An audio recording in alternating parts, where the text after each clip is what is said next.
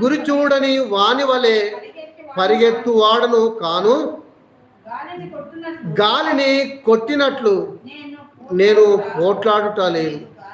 కానీ ఒకవేళ ఇతరులకు ప్రకటించిన తర్వాత నేనే భ్రష్టుడనై పోదునేమో అని నా శరీరమును నలగగొట్టి దాన్ని లోపరుచుకొనుచున్నాను అంటాడు. ఇక్కడ మాట్లాడేటువంటి మాట కాబట్టి అంటాడు.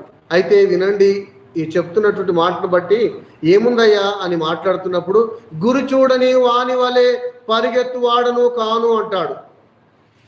ఒకవేళ మనము ఆ ఉపవాసం ఎందుకుంటున్నామో ప్రతి సంవత్సరం ఉంటున్నాము, ఈ సంవత్సరం ఉంటున్నట్లయితే ఏ ప్రయోజనం లేదు అంటాడు. ప్రతి